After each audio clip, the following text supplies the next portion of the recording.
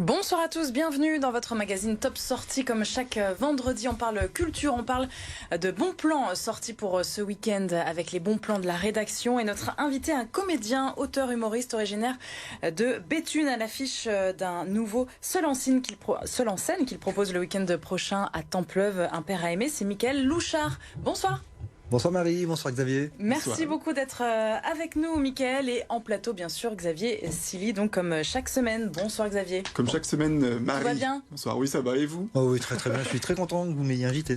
On est ravis de vous recevoir, oui, Mickaël Louchard, puisque vous êtes à l'affiche en ce moment à la capitale, comme on dit, à Paris, avec cette pièce à succès qui s'appelle D'un sexe à l'autre, avec une autre nordiste, Émilie Delettré. Je vous propose de regarder un premier extrait. Tu tiendrais pas 3 jours dans mon corps. Je demande à voir.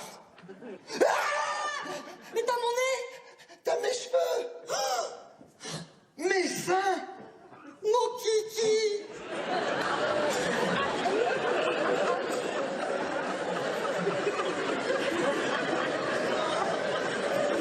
Bertrand, qu'est-ce que tu fais?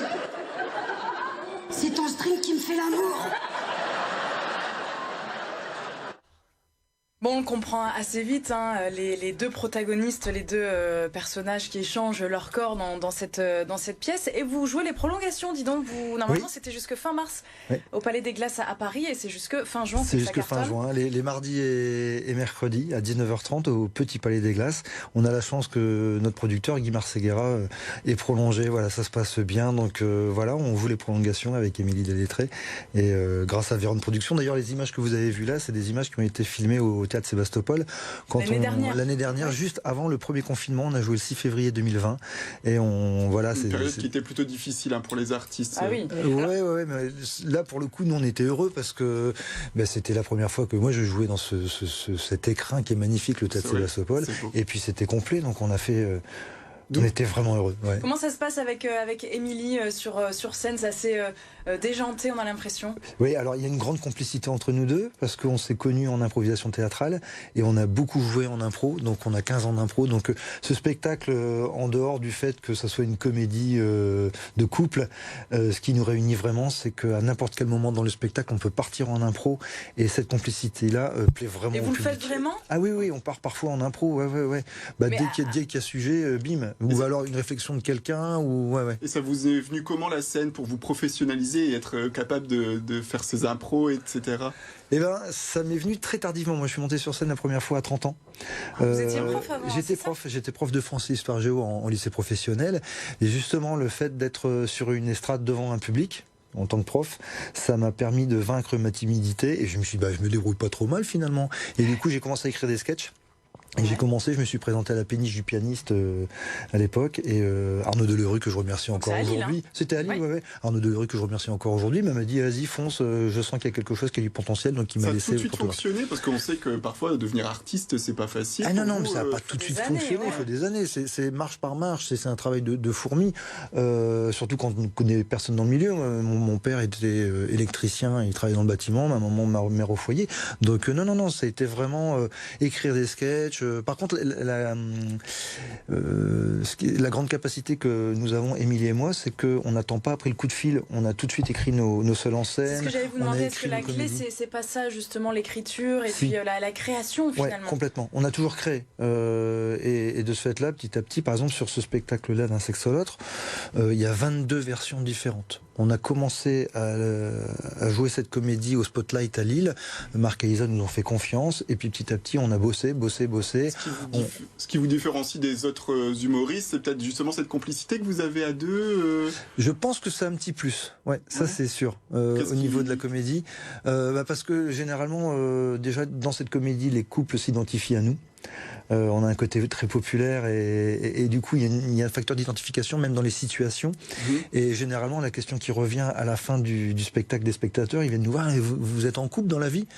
Et c'est vrai qu'on pourrait le croire quand on voit les extraits. Ouais. Alors, votre actualité également, Mickaël Louchard, c'est l'adaptation de ce livre, Un père à aimer, pour un seul en scène. Donc, ça y est, qui commence là dans les toutes prochaines semaines. Alors là, on ne fait pas que rigoler. Non, c'est une belle histoire où j'incarne à nouveau beaucoup de personnages, mais il y a un nœud dramatique, c'est-à-dire que le héros, Guillaume, le jour de la Coupe du Monde, il est en train de faire la fête avec son ami et il reçoit 2 textos. On n'avait pas encore l'habitude des Nokia à l'époque, et à 3h du matin, il découvre ça, et la première texto, c'est que sa femme a accouché avec 3 semaines d'avance, donc la maternité Jeanne de Flandre.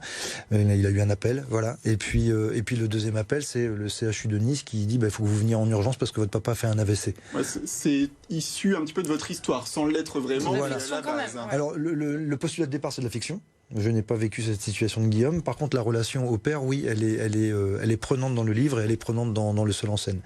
Et j'aurai la chance de jouer ce seul en scène les 18 et 19 mars ici. Ce sera au Petit Théâtre de Templeuve à 20h30. Voilà, retenez ces 2 dates, 18 et 19 mars au Petit Théâtre de Templeuve. Avec votre enfance à Béthune qui vous continue de vous nourrir, de vous inspirer justement dans tout ce que vous créez et vous écrivez. Alors j'ai eu des sketchs comme ça sur mes premiers seuls en scène, enfin one man show là pour le coup. Par exemple, je faisais un boucher.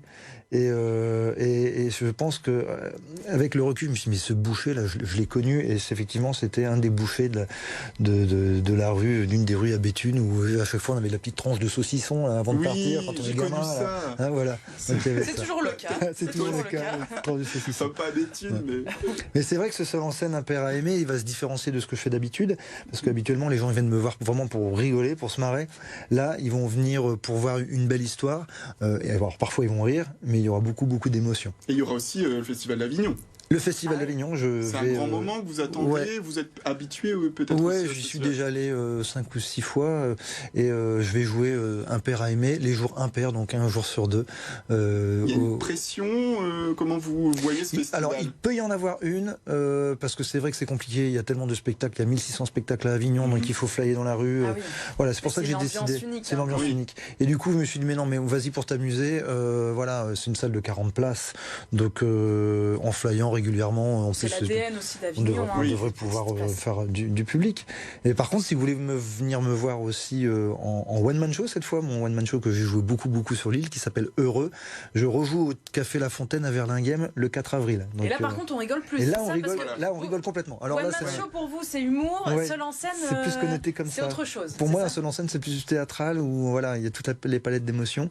One-man show, on y va clairement pour rigoler. En tout cas, dans ce que je pense. Vous êtes multifacette, j'ai l'impression, parce qu'on a on reçoit beaucoup d'humoristes ou alors des comédiens qui sont habitués à certains rôles. Ouais. Vous faites un peu des deux, vous arrivez à jongler entre...